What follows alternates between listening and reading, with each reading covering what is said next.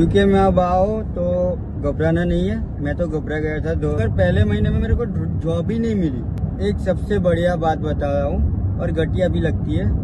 अभी इमिग्रेशन वालों ने रेड मारी थी तो। हेलो वियर्स, क्या हाल है आप सबका? ठीक है, उम्मीद है आप सब खैरियत से होंगे। आज है जी हमारे साथ मौजूद दीप पटेल है।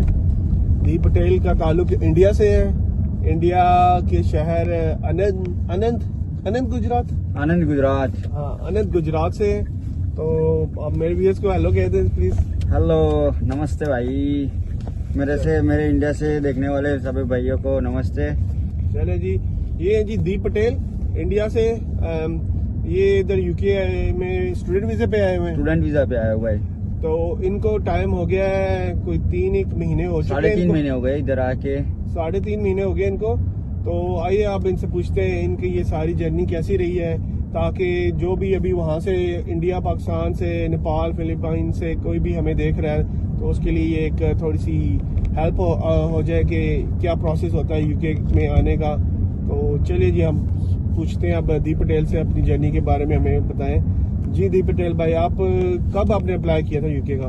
मैंने अप्लाई तो मैंने 6 महीने पहले ही किया था। ओके। मैंने अपनी प्रोसेस CCC करके गुजरात में एक एजेंसी है, ओके। उसको मैंने अपना वर्क दिया था और फिर वर्क दिया। फिर थोड़ा सा जब हम वर्क देते हैं तभी थोड़ा सा पैसा उसको देना पड़ता है। डाउन पेमेंट की बात कर रहे हैं आप? हाँ, मैं भी हम जैसे फॉर्म फिलअप करेंगे ना, जैसे हम वो एक सिक्योरिटी चार्ज रखते हैं 5,000 रुपए जैसा। ठीक है, इंडियन रुपीज में। ठीक है। तो टोटल फर्स्ट डे से और कितने दिन में ये प्रोसेस हुआ? फाइल कितने दिनों में आपकी बनी और फाइल में क्या क्या डॉक्यूमेंट्स लगाए? मेरा तो करीब 1 ही महीना लगा, मगर मैंने इंटरव्यू में सबसे ज्यादा टाइम लिया, जैसे कि 2-3 महीने लिए, क्योंकि मेरा थोड़ा सा इंग्लिश थोड़ा सा वीक है, तो फिर थोड़ा इंटरव्यू में टाइम लगता है। चलो इंटरव्यू पे अभी बाद में आते हैं। अभी आप पहले ये बता देना कि आपका फाइल में कौन कौन से डॉक्यूमेंट्स लगाए आपने, जिसमें आपने लगाया होगा अपनी ट्रांसक्रिप्ट लगाई है, और क्या लगाया? ओके, तो पहले तो हमको जैसे प्रोसेस चालू करवानी होती है तभी एक एजेंट को सिक्योरिटी फी देनी पड़ती है, जैसे कि 5,000 होता है, 10,000 होता है। जैसे एजेंट ऐसे पैसे रखते हैं। फिर उसमें आपको डॉक्यूमेंट सबमिट करना पड़ता है, जैसे कि आपको ऑफर लेटर देंगे यूनिवर्सिटी वाले। ऑफर लेटर हो गया, ठीक है। तो उसमें आपको 10th की मार्कशीट, 12th की मार्कशीट, फिर यूनिवर्सिटी के सभी आपने जितने भी एग्जाम दिए, जैसे कि बैकलॉग आई है, KT आई है, वो सभी को आपको देना पड़ता है। और ट्रांसक्रिप्ट देनी पड़ती है? हाँ, ट्रांसक्रिप्ट भी देनी पड़ती है और उसकी कॉपी भी देनी पड़ती है। ओके। जैसे कि वो लोग स्कैन कर पाए और सभी डॉक्यूमेंट वैलिड हो गए तो वो लोग हमको ऑफर लेटर देते हैं। अच्छा, ओरिजिनल लेके आप उनके सेंटर में जाते हैं, वो लोग स्कैन करके आपको ओरिजिनल वापस दे देते हैं और कॉपीज उधर रख लेते हैं? हाँ, ऐसा ही आपने जैसे बोला भाई, ऐसा ही होता है। ठीक है, चले ये तो फाइल होगी। और कौन सा हो गया? ये तो एजुकेशनल डॉक्यूमेंट्स हो गए। और उसके बाद आपका शनाख्ती कार्ड कोई लगता है इस तरह का आपका? कार्ड इधर तो प्रोसेस आधार कार्ड होता है आपका शायद? हाँ, वो आधार कार्ड होता है, ID। वो तो बहुत मकसद नहीं रखता, मगर थोड़ा सा रखते हैं। जब आप फाइल सबमिट करने जाते हो तभी ये आपको मांगते हैं 1 टाइप ऑफ प्रूफ कि आप इंडियन के रेसिडेंट है, वैसा एक प्रूफ है। पासपोर्ट की कॉपी लगती है? हाँ, पासपोर्ट, वो सब आपको डॉक्यूमेंट रखने पड़ते हैं। मैं आपको स्टेप बाय स्टेप समझाता हूँ कि पहला डॉक्यूमेंट आता है 10th की मार्कशीट, 12th की मार्कशीट, फिर सभी आपके जो कॉलेज किया है उसकी मार्कशीट, और फिर बैकलॉग आती है, वो सब उसकी मार्कशीट ही मोस्टली लगती है। फिर जो आपका बॉन्ड सर्टिफिकेट आता है वो आता है। फिर जो आप रेसिडेंट कर रहे हो उनका भी एक सर्टिफिकेट आता है, जस्ट 1 टाइप ऑफ प्रूफ, वो भी आपको देना पड़ता है। सही है। तो फाइल बन जाती है, फिर आप सबमिशन कराते हैं। उसके बाद वीजा की कितनी फीस है और वो कब आपने सबमिशन कराई और कितने दिन में क्या आया? ओके, जब हमको लगता है कि हमको ये एजेंट को देना है काम, तो वो 5,000 सिक्योरिटी फी पे करना पड़ता है उस टाइम। और फिर हमारा फॉर्म फिलअप करते हैं। फॉर्म फिलअप करने के बाद हमको 50,000 रुपया देना पड़ता है। 50,000 हो या 55,000 हो, 60,000, 50 हो गया। मतलब कि 500 पाउंड आपको डिपॉजिट करवानी पड़ती है यूनिवर्सिटी में। तो आप डिपॉजिट करोगे तो फिर आपका इंटरव्यू कंडक्ट हो जा। और इतना बढ़िया मेरे को यूके का लगा कि वो लोग मेरे को 1 डे में ऑफर लेटर देते ऑन द स्पॉट में भी 24 आवर्स भी नहीं होते और उतने में मेरे को ऑफर लेटर दे देते। यूनिवर्सिटी का ऑफर लेटर आ गया आपको? हाँ, अंडर 24 आवर्स में आ जाता है। वो तो क्योंकि जो आपका एजेंट होगा उसकी ऑलरेडी बनी होती है लाइन, तो वो फिर आपको फौरन निकलवा देते हैं क्योंकि उनके पास कोटा सिस्टम होता है। हाँ, वो तो रहता ही है भाई। इसीलिए वो तो खैर हो गया, चले ऑफर लेटर मिल गया, फिर आपने सबमिशन करा दिया। आपने अब सबमिशन जब कराई तो कितने दिन में आपका वीजा लगा? अब आपको जैसे ऑफर लेटर मिल जाता है तब आपको एजेंट के ऑफिस में जाके कोई एजेंट प्रोवाइड करते हैं पेपर प्रोवाइड करते हैं जिससे हमको इंटरव्यू देना पड़ता है। ठीक है, ऑफर लेटर दिया तो फिर इंटरव्यू देना पड़ता है। इंटरव्यू आपके ऊपर डिपेंड है कि आप इंटरव्यू कितनी बार में पास कर लेते हो। जैसे कि वन टाइम में आप पास कर देते हो, 2 टाइम में कर देते हो, या फिर यूनिवर्सिटी वाले आपको में भी 4 या 5 टाइम का टाइम देते हैं कि आप 4 से 5 बार इंटरव्यू दे सकते हो और अगर फेल हो रहे हो तो फिर आपका वो ऑफर लेटर वो विड्रॉ कर सकते हैं। सो ये बात आपको ध्यान रखनी पड़ती है भाई। चले, तो वीजा आपको मिल गया, फिर उसके बाद मेरा ऑफर लेटर मैंने इंटरव्यू पास कर दिया है। तो उसके बाद मेरे को फंड दिखाना पड़ता है। फंड दिखा दिया, उसके बाद फंड कितना दिखाया और कितने दिन के लिए स्टेटमेंट बनाई? कि ऑफर लेटर आपको 1 डे में मिल जाता है। ठीक है, फिर आपको इंटरव्यू देना पड़ता है। यूनिवर्सिटी का इंटरव्यू है? हाँ, यूनिवर्सिटी वाले देते हैं इंटरव्यू। ओके, वो जूपला पे, वो उस पे होती है, जूम पे होते हैं। हाँ। वो आपको पास करनी होती है, वो आप पास कर देते हो। हाँ। और फिर आपको थोड़ा से डॉक्यूमेंट देना पड़ता है यूनिवर्सिटी वालों को। ओके, आपने डॉक्यूमेंट इम्पोर्टेंट चीज है। फिर आपने जैसे कि ऑफर लेटर आप पास हो जाते हो, ऑफर लेटर का इंटरव्यू, तो फिर आपको कॉस्ट लेटर के लिए अप्लाई करना होता है। कॉस्ट लेटर के लिए आपको फीस पे करनी पड़ती है। फीस आपको कितनी पे करनी है वो आपके एजेंट के थ्रू आपको पता चल सकता है। जिस बंदे को 60% पे करनी है, 70% करनी है, या कोई 100% भी कर सकता है, वो अपने पे रहता है। तो मैंने 60% की थी। फिर उसके बाद आता है फंड दिखाना होता है। कितना दिखाना होता है वो? फंड में भी वो आपके हिसाब से होता है कि आप यूके में ना कि इतने दिनों का, जैसे पहले होता था 9 महीने का खर्चा दिखाना होता है या 8 महीने का, इस तरह आपने कितने दिनों? मेरा तो 18 मंथ्स का विथ पीडीपी वाला कोर्स है, तो मेरा में भी 66,000 पाउंड लगे थे। लगे नहीं लगे? किस पे लगे थे आपके? मैंने फंड दिखाया ना। हाँ। तो एजेंट के थ्रू दिखाया था, तो 26 लाख रुपए दिखाने पड़ते हैं हमको। अच्छा, अकाउंट में 26 लाख अकाउंट दिखाना पड़ता है। हाँ। एक स्टेटमेंट में पड़ा हुआ है। हाँ, यस, बैलेंस। यस, उसमें बेशक 1 महीने के लिए रखा हो या 28 दिनों के लिए या 6 महीनों के लिए, जब तक बंदा यूके में लैंड नहीं हो जाता वो उधर पड़ा रहना चाहिए। हाँ। लेकिन पिछले कितने महीनों का दिखाना चाहिए? वो अपने अकाउंट से दिखाओगे तो मे बी 1 मंथ के आगे का दिखाना पड़ता है, और कोई एजेंट दिखाएगा तो वो अपने हिसाब से जैसे भी दिखा सकता है वैसा दिखा सकता है। अच्छा, चले ठीक है, फिर आगे क्या हुआ? फिर जैसे कि हमने कॉस्ट लेटर के लिए अप्लाई किया तो फिर यस, फिर वो कॉस्ट लेटर में क्या होता है कि पहले तो नहीं था, मगर जब मैं आया तब इंटरव्यू लगा था यूनिवर्सिटी वाले को कि उसमें क्वेश्चन पूछते हैं कि आप यूके क्यों आना चाहते हो, क्यों हमारी यूनिवर्सिटी चॉइस की है, वो सब थोड़े से क्वेश्चन करते हैं। वो आप निपटा लोगे, ठीक है, तो फिर आपको 2 में भी ये तो 1 डे में ही आ जाता है उसका रिजल्ट कि आप फेल हो या पास हो। अगर आप फेल हो जाते हो तो आपको वो 6 वीक पेंडिंग में रहता है। फिर आपके 6 वीक के बाद आप इंटरव्यू दूसरा दे सकते हो। ठीक है, चलो आप तो पास हो गए थे फिर अल्टीमेटली? यस, पहले फेल हुए थे आप? नहीं, एक ही बार में पास हो गया था भाई। लेकिन वो 14 जिसमें गए थे आपने, वो तो मेरा जो ऑफर लेटर वाला इंटरव्यू था यूनिवर्सिटी वाले में। हाँ। अच्छा, भाई का यूनिवर्सिटी का भी इंटरव्यू हुआ था, उसमें भी ये काफी इन्होंने स्ट्रगल किया था। तकरीबन कितने 14 बार मैंने इंटरव्यू दिया था। 14 दफा वो इंटरव्यू दिया था। ये जो है यूनिवर्सिटी का इंटरव्यू होता है वो उसकी बात कर रहे हैं, एम्बेसी का नहीं। एम्बेसी का तो हुआ था आपका इंटरव्यू? एम्बेसी का कब आता है? जब आप फाइल सबमिट करोगे उसके बाद वो आता तो है। जाहिर सी बात है, लेकिन आपका हुआ है कि नहीं हुआ? नहीं हुआ है। आपका नहीं हुआ, चले शुक्र है, बच्चे तो की है। यस, वो वही तो मैं गॉड से प्रार्थना की थी कि मेरा तो ना भाई आए। ने इंग्लिश टेस्ट भी नहीं किया था, इन्होंने अपनी वो जो होती है क्या बोले थे? MOI होती है वो, कि अभी इनका जो मीडियम ऑफ एजुकेशन था वो इंग्लिश था, तो इसलिए इनको IELTS से आप पेशन या इस तरह की कोई भी इंग्लिश टेस्ट नहीं करने पड़े। चले फिर अब जब आपने फाइल सबमिट की तो कितने दिन में या कितने घंटों में आपका वीजा लगकर आ गया? मैंने जब फाइल दी तो आपको कुछ डॉक्यूमेंट देने पड़ते हैं, जैसे कि आपने जो ऑफर लेटर में दिया था जो एजेंट को, वो दिखाना पड़ता है। मैं भी स्कैन करना पड़ता है, वो स्कैन करवा दोगे तो आपको कुछ प्रॉब्लम नहीं होगी। और आपको 5,000 रुपए प्रीमियम लॉज के मैंने लिए थे, प्रीमियम लॉज लिया था। मतलब प्रायोरिटी सर्विस थी, क्विक सर्विस थी, 24 आवर वाली?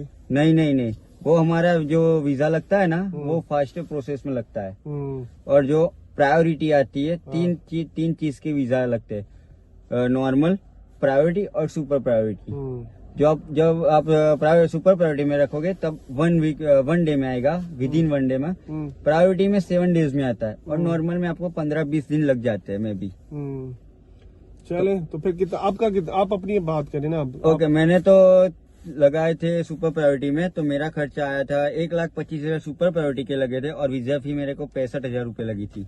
और कितनी देर में आया था? जब मैं 11 बजे फाइल सबमिट कर दी थी, मतलब कि उसमें पासपोर्ट तो हमारे पास ही रखना है, फिर सिर्फ फिंगरप्रिंट देनी पड़ती है भाई, सिर्फ फिंगरप्रिंट। और आप भी फिंगरप्रिंट दे दो, जैसे कि लाइक दे दो, और फिंगरप्रिंट दे दिया है।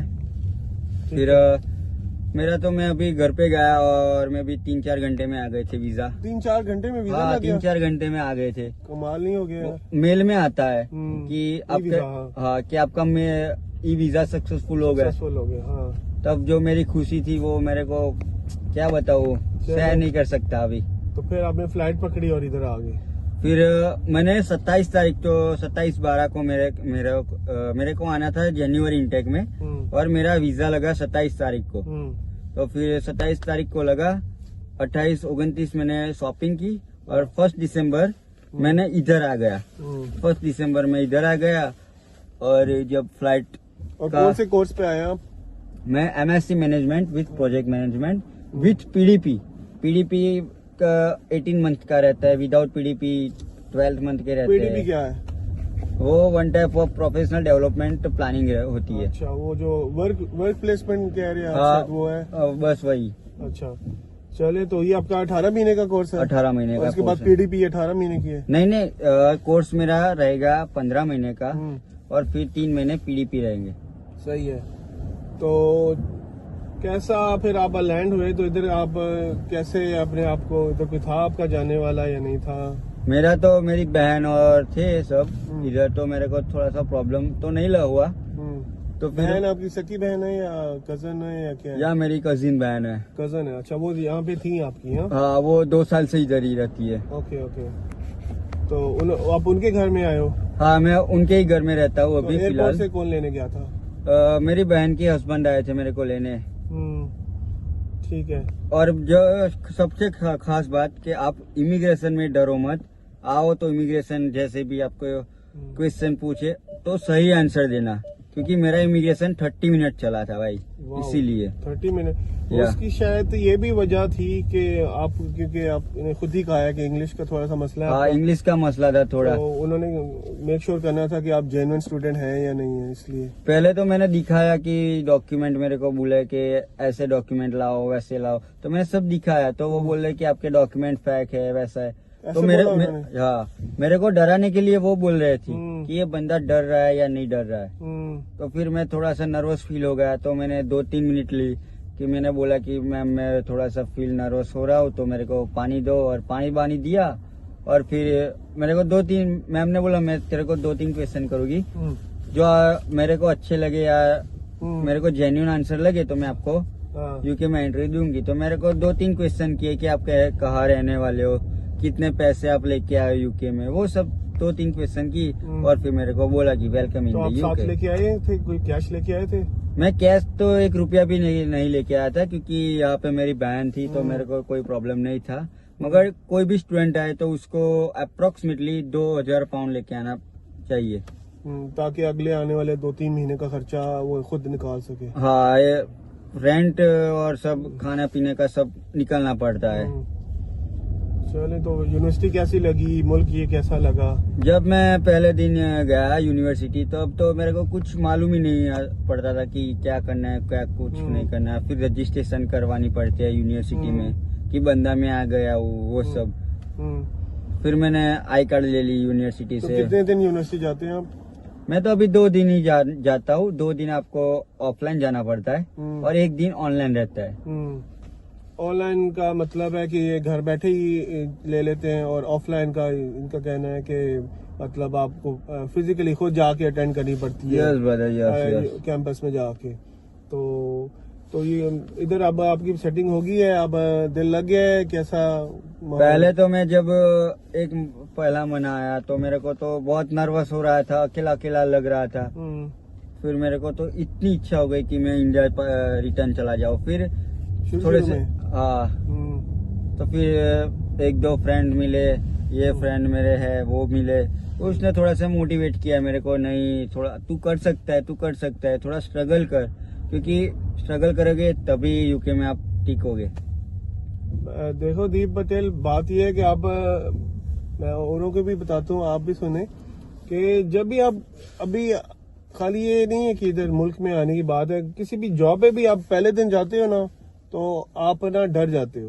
तो किसी भी न्यू प्लेस पे जाते हो ना आप, तो आपको थोड़ा सा आंखें बंद करके, बजाय उसके कि आप वो दिल हार जाओ, बस आंखें बंद करके, दिमाग बंद करके बस अपने जाते रहो, जाते रहो, जाते रहो। मतलब किसी की नई जॉब पे जा रहे हो, बेशक वो हार्ड जॉब है, लेकिन आपने जाना है। पहले एक हफ्ता 10 दिन आपने जाना है। 11वें दिन आपको हर चीज नॉर्मल लगेगी। शुरू में वैसे ही बंदा घबरा जाता है। जिस तरह बच्चे होते थे, हम तो स्कूल में भी जब छुट्टियों के बाद फर्स्ट डे होता था, सबसे हार्डेस्ट डे होता था, दिल ही नहीं लगता था, रोने का दिल करता है बच्चे का। तो फिर वही दूसरे तीसरे दिन आप नॉर्मलाइज हो जाते हैं।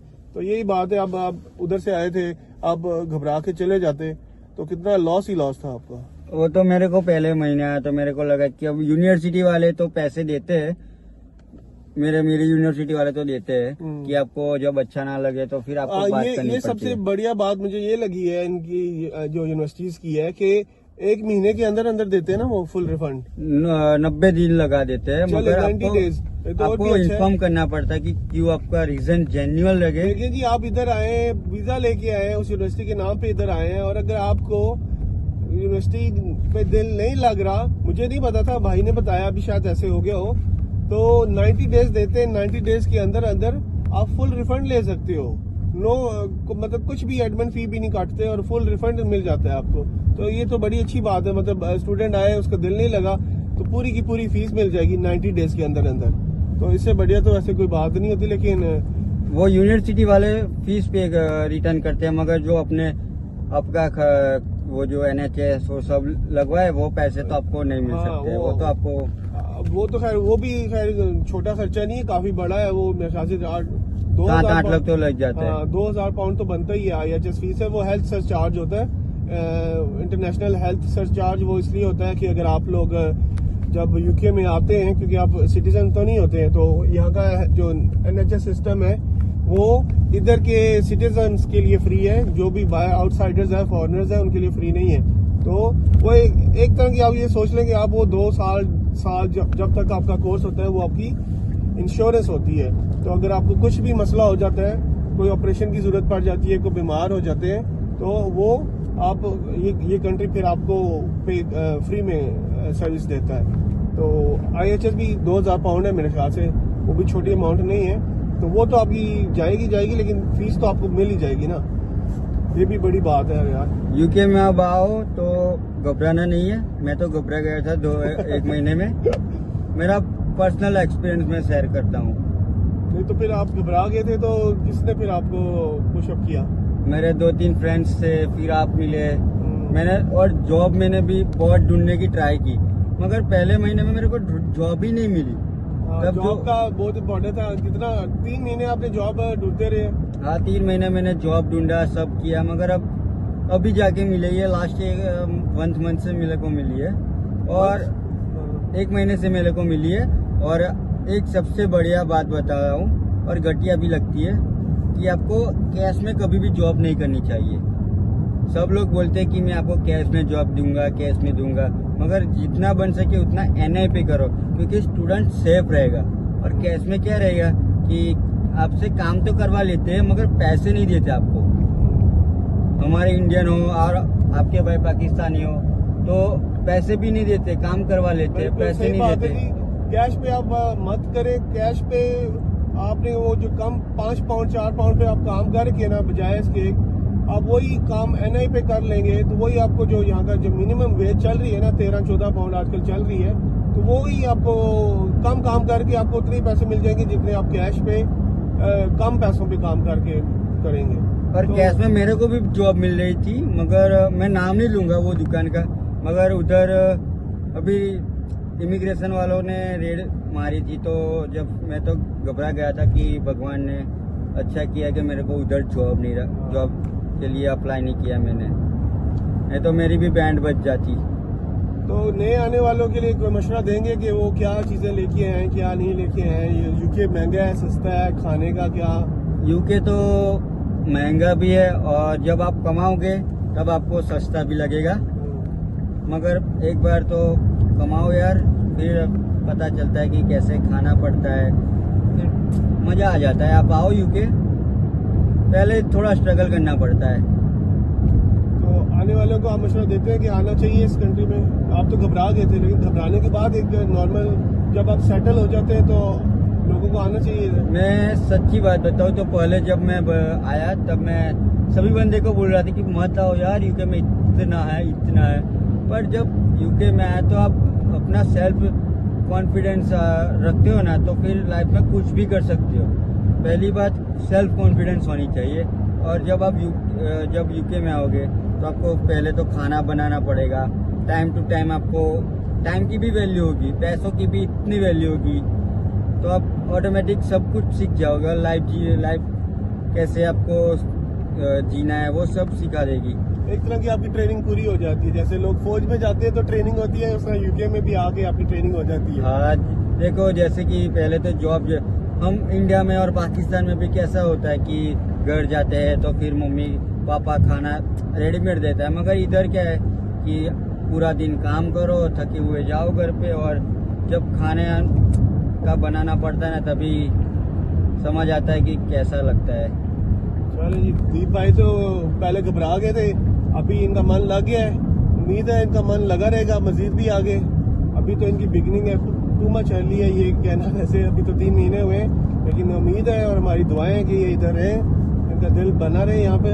तो उम्मीद है आपको ये वीडियो अच्छी लगी होगी और काफ़ी इंफॉर्मेशन सुनने को मिली होगी।